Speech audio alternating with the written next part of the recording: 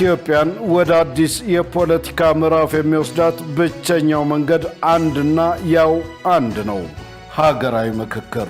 የኢትዮጵያ ፖለቲካ ላለፉት አያሌ ዓመታት የታሪክ ጠባሳዎችን የጽንፍ ርዕዮተ ዓለማትንና እኔ ካልመራው እንጠፋፋለን የሚሉ አጥፊ ትርክቶችን ሲያስተናግድ ቆይቷል።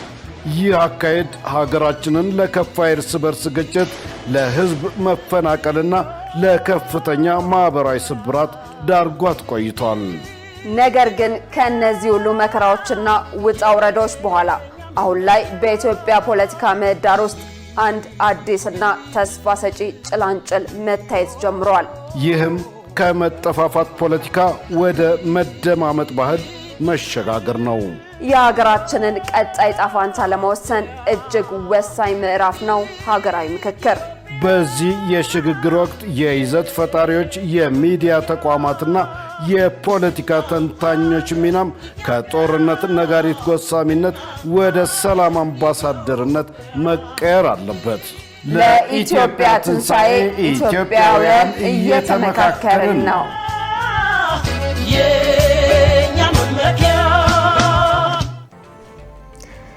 ሰላም ጤና ይስጥልኝ ውድ ተመልካቾቻችን፣ ከኢሳት ነጻ የህዝብ ሚዲያ ለሰዓቱ የተዘጋጁ ዜናዎች ይዘን ቀርበናል። ከዜናዎቹ ጋር ሰላማዊት ሙልጌታ ነኝ። አብራችሁን ቆዩ።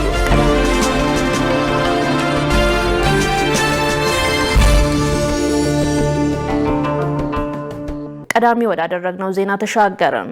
የጉባኤው ማጠቃለያ ሐሳቦች በገለልተኛ አካል ወደ ውጤት እንዲደርሱ የህዝብ ተወካዮች ምክር ቤት ኃላፊነቱን እንዲወጣ ተጠየቀ።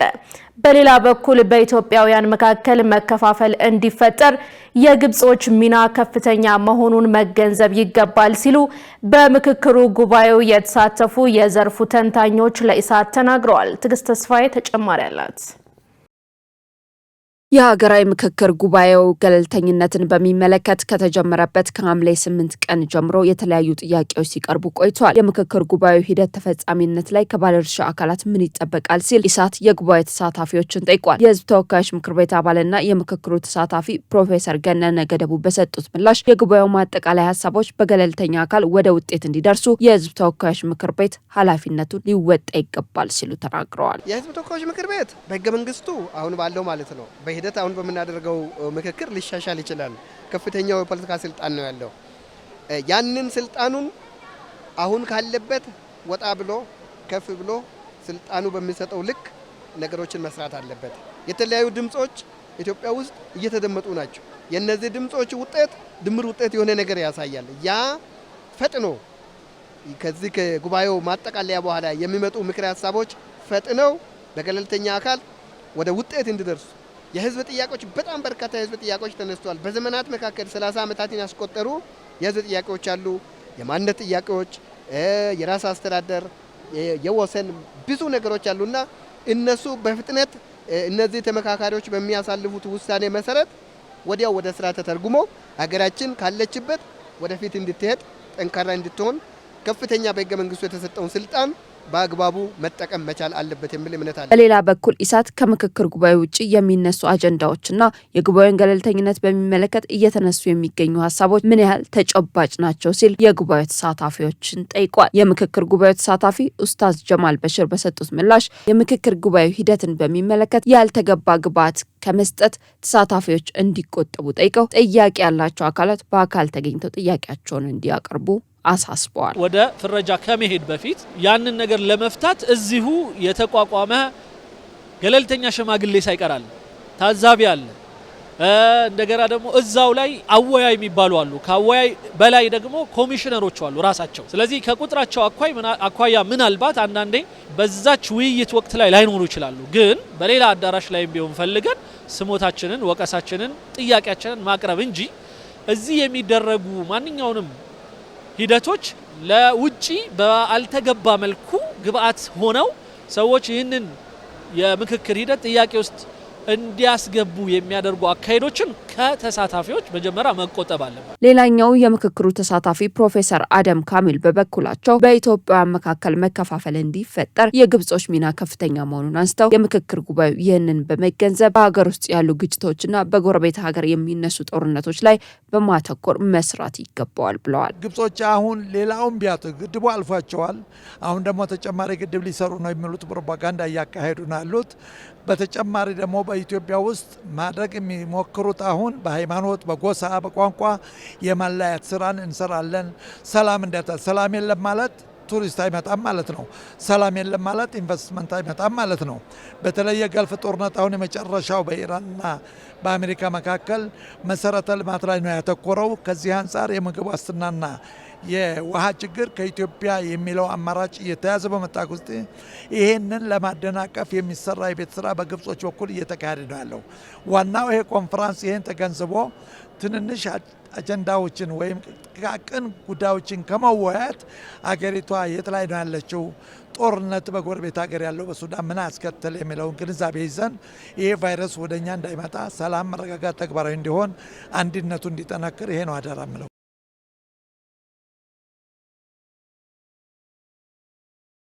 ኦሮሞ በታሪኩ የተቃወመው የተበላሸ አስተዳደርን እንጂ ኢትዮጵያን አይደለም ሲሉ ጠቅላይ ሚኒስትር አብይ አህመድ ገለጹ። ጠቅላይ ሚኒስትሩ ከኦሮሚያ ብሮድካስቲንግ ኔትወርክ ጋር ባደረጉት ቆይታ ሕዝብ በታሪኩ የተቃወመው የተበላሸ የአስተዳደር ስርዓትን እንጂ ኢትዮጵያን አይደለም ብለዋል። በኦሮሞነት ማንነት አድጎ ቋንቋን መናገር ብቻውን የማንነት ጥያቄን ሙሉ በሙሉ ይመልሳል ማለት አይቻልም ያሉት ጠቅላይ ሚኒስትሩ ስለዚህ የቋንቋ የባህልና የማንነት ጥያቄዎች አሁንም እንዳሉ ጠቁመዋል። ከዲሞክራሲ ጥያቄ አንጻር ደግሞ የኦሮሞ ሕዝብ የራሱ የሆነ አሳታፊ የገዳ ስርዓት የነበረው ሕዝብ በመሆኑ ራሱን በራሱ የማስተዳደር የራሱን ሕግ የማውጣትና በሕጉ የመተዳደር የረጅም ጊዜ ዲሞክራሲያዊ ጥያቄ እንደነበረው ጠቁመዋል። የመንግስት አስተዳደር ደግሞ ሕዝቡ ከለመደው ዲሞክራሲያዊ አስተዳደር አንጻር ተቃራኒ ሲሆንም ጥያቄዎችን ሲያነሳ እንደነበርም ገልጸዋል። ዘገባው የኢዜአ ነው። ትብብር ለኢትዮጵያ አንድነት መንግስት የፖለቲካ ምህዳሩን ሙሉ በሙሉ ከመዝጋት እንዲቆጠብ ጠየቀ። መንግስት ከሰሞኑ የታሰሩትን የፖለቲካ ታጋዮች ያለ ቅድመ ሁኔታ በመፍታት የዋስትና መብታቸውን እንዲያከብር ትብብር ለኢትዮጵያ አንድነት ጥሪ አቅርቧል። ትብብሩ በትናንትናው ዕለት ባወጣው መግለጫ ባለፈው ሐምሌ 27 ቀን 2018 ዓ.ም በሰላማዊ መንገድ ለመታገል የሚንቀሳቀሱትን አበበ አካሉን፣ ይስሐቅ ወልዳይና ጠበቃ አበራ ንጉስን ለእስር መዳረጉ በፖለቲካ ምህዳሩ ላይ አሉታዊ ጫና የሚያሳድርና በህዝቡ ዘንድ ድንጋጤን የፈጠረ ነው ብሎታል። ድርጊቱ ከህገ መንግስቱ አንቀጽ 29 በነጻነት የመናገርና ሐሳብ የመግለጽ መብት ድንጋጌ ጋር እንደሚጋጭ የጠቆመው መግለጫው ከውዳሴ ውጪ ተቃውሞ እንዳይሰማ ማሳደድ እንደ መርህ እየተያዘ ይሆን ወይ ሲል ይጠይቃል።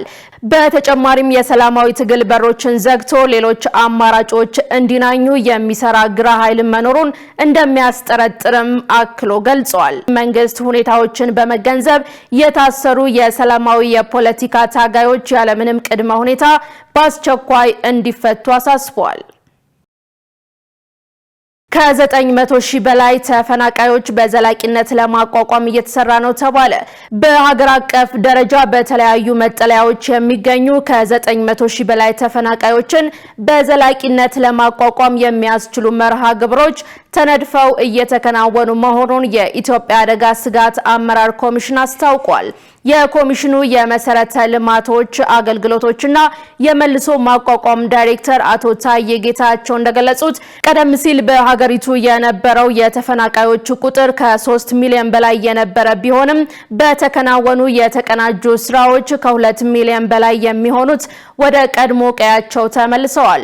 በአሁኑ ወቅት በመጠለያ ጣቢያዎች የሚገኙት 942,000 ገደማ ተፈናቃዮች መሆናቸውን የጠቆሙት ዳይሬክተሩ ለነዚህ ወገኖች አስፈላጊውን የምግብና ምግብ ነክ ያልሆኑ ሰብአዊ ድጋፎች ከክልል አካላትና ከህብረተሰቡ ጋር በመተባበር በየወሩ እየቀረበላቸው ይገኛል ብለዋል። መንግስት በሀገር አቀፍ ደረጃ ዜሮ ተፈናቃይ የመፍጠር ዓላማ ሰንቆ እየሰራ እንደሚገኝ ያመለከቱት አቶ ታዬ ተፈናቃዮችን ወደ ቀድሞ ቀያቸው የመመለስ ባሉበት አካባቢ ከህብረተሰቡ ጋር የማዋሃድና አዛውሮ የማቋቋም ስራዎች በትኩረት እየተከናወኑ መሆኑን አብራርተዋል። ዘገባው የጋዜጣ ፕላስ ነው።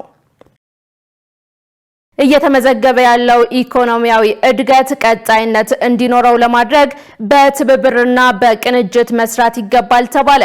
የኢንቨስትመንቱን ዘርፍ በማጠናከር እንደ ሀገር እየተመዘገበ ያለውን የኢኮኖሚ እድገት ቀጣይነት ለማረጋገጥ የትብብርና የቅንጅት ስራዎች ሊጠናከሩ እንደሚገባ የጋምቤላ ክልል ርዕሰ መስተዳደር ወይዘሮ አለሚቱ ኡሞድ አስታውቀዋል።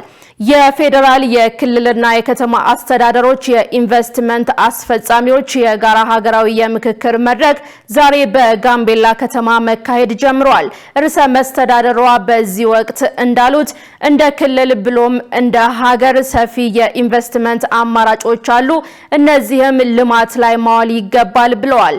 በዚህም እየተመዘገበ ያለውን የኢኮኖሚ እድገት ቀጣይነት ለማረጋገጥ በፌዴራልና በክልሎች የተጀመሩ የትብብርና ቅንጅታዊ አሰራሮች ይበልጥ ሊጠናከሩ እንደሚገባ ተናግረዋል።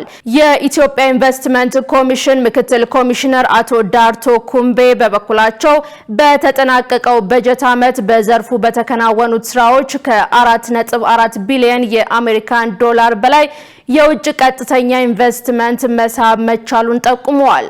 በበጀት ዓመቱ አበረታች ውጤቶችን ማስመዝገብ የተቻለው የፌዴራልና የክልል ባለድርሻ አካላት ባደረጉት ያልተቆጠበ የተቀናጀ ጥረት ውጤት መሆኑንም ተናግረዋል። በቀጣይም ከምክክር መድረኩ የሚገኙ ተሞክሮችና ልምዶችን በማስፋት ለዘርፉ ውጤታማነት በትኩረት እንደሚሰራ በመድረኩ ተገልጿል። ዘገባው የኢዜአ ነው። ዋሊያዎችን ለመታደግ የተጀመረው ስራ ተስፋ ሰጪ ውጤት አስመዝግቧል ተባለ። በቁጥራቸው ማነስ ምክንያት በአደጋ መዝገብ ውስጥ የሚገኙትን የሰሜን ተራራ ዋሊያዎችን ለመታደግ የተጀመረው ስራ ተስፋ ሰጪ ውጤት እያሳየ መሆኑን በኢትዮጵያ የዱር እንስሳት ጥበቃ ባለስልጣን የብሔራዊ ፓርኮች አስተዳደር አስታውቋል። የብሔራዊ ፓርኮች አስተዳደር መሪ ስራ አስፈጻሚ አቶ ገብረ መስቀል ግዛው ለጋዜጣ ፕላስ እንደገለጹት እነዚህን የቱሪዝም ሀብትና ብርቅዬ እንስሳት ለመታደግ በተደረገው ሀገር አቀፍና ዓለም አቀፍ ርብርብ በአሁኑ ወቅት ቁጥራቸውን ወደ 306 ከፍ ማለቱን ተናግረዋል። በፓርኩ ውስጥ ይካሄድ የነበረው ህገወጥ አደን ሙሉ በሙሉ እንዲቆም ተደርጓል። የጥበቃ ቁጥጥሩን በማጠናከር አካባቢውን ከሰውና ከቤት እንስሳት ንክኪ ነፃ የማድረግ ስራዎች መከናወናቸውን አስረድተዋል። በተጨማሪም የአካባቢው ማህበረሰብ በፓርኩ ጥበቃና እንክብካቤ ላይ በባለቤትነት በስፋት እንዲሳተፍ መደረጉን ዋና ስራ አስፈጻሚው አብራርተዋል። ውድ ተመልካቾቻችን ከኢሳት ነጻ የህዝብ ሚዲያ ወደ እናንተ የሚተላለፉ የሰዓቱ ዜናዎች አሁንም እንደቀጠሉ ናቸው። አሁን ደግሞ ወደ ውጭ ዜናዎች ተሻገርን። ሴኔጋል በተመሳሳይ ጾታ ግንኙነት ውስጥ ተሳትፈዋል ባለቻቸው ሰዎች ላይ የምትወስደውን እርምጃ ማጠናከሯ ተሰማ። የሀገሪቱ አቃቢ ህግ ከተፈጥሯዊ ባህሪ አፈንግጠዋል ባላቸው 71 ሰዎች ላይ የወንጀል ክስ መስርቷል። የሴኔጋል የአቃቢ ህግ መስሪያ ቤት ባወጣው መግለጫ ክስ የተመሰረተባቸው ሁሉም ወንዶች ፍርድ ቤት ሲቀርቡ ከመካከላቸውም የ28 ተከሳሾች ክስ ሙሉ በሙሉ ተቋርጧል። ሴኔጋል ባለፈው መጋቢት ወር በተመሳሳይ ጾታ ግንኙነቶች ላይ የሚጣለውን የቅጣት መጠን በጥፍ የሚያሳድግ አዲስ ህግ አጽድቃለች። በአዲሱ ህግ መሰረት በድርጊቱ ተሳታፊ ሆኖ የተገኘ ሰው ከ5 እስከ 10 ዓመታት በሚደርስ እስራት ያስቀጣዋል ነው የተባለው። በሀገሪቱ ከቅርብ ወራት ወዲህ አንዳንድ ታዋቂ ግለሰቦችን ጨምሮ ከ100 በላይ ሰዎች በተመሳሳይ ጾታዊ ግንኙነቶች ተሳትፈዋል በሚል ጥርጣሬ ለእስር ተዳርገዋል። ሊባኖስ ሮም ላይ ከእስራኤል ጋር በተካሄደው ድርድር መሻሻሎች መመዝገባቸውን አስታወቀች። በሌላ በኩል ቤይሩት ከ7 ዙር ንግግር በኋላ ለሰላም ተስፋ እንዳለ ብታሳውቅም በደቡባዊ ሊባኖስ እስራኤል አዲስ ጥቃት ፈጽማለች። ሸሪፍ ኢማም ተጨማሪ አለው። የሊባኖሱ ፕሬዝዳንት ጆሴፍ አውን እንዳሉት በተካሄደው ንግግር ለውጥ ተመዝግቧል። በድንበር ጉዳዮችና እስረኞችን ለመመለስ በቅርቡ በሊባኖስና በእስራኤል መካከል በሮም በተካሄደው ስምምነት መሻሻል ታይቷል። በካቢኔ ስብሰባ ላይ አሁን እንደተናገሩት በሮም የተካሄደው ንግግር 4 ዋነኛ ጉዳዮችን ያካተተ ነበር። የተኩስ አቁም፣ ቤቶችን በቡልዶዘር ማፍረስ፣ የድንበር ጉዳይና እስረኞችን የመመለስና የፓይለት አካባቢዎችን መለየት መሆኑን ከፕሬዝደንቱ ቢሮ የወጣው መረጃ ያስረዳል። አዮ እንዳሉት አዎንታዊ ለውጥ አለ። በድንበር ጉዳይና በእስረኞች ጉዳይ ተግባራዊ እንቅስቃሴዎች በቅርብ ይደረጋሉ የሚል ተስፋ ጭምር ብለዋል። አክለውም ዩናይትድ ስቴትስ አስተዳደር ቀሪዎቹን ተግባራት የተኩስ አቁምና የፓይለት አካባቢ መረጣውን ሥራ ያከናውናል።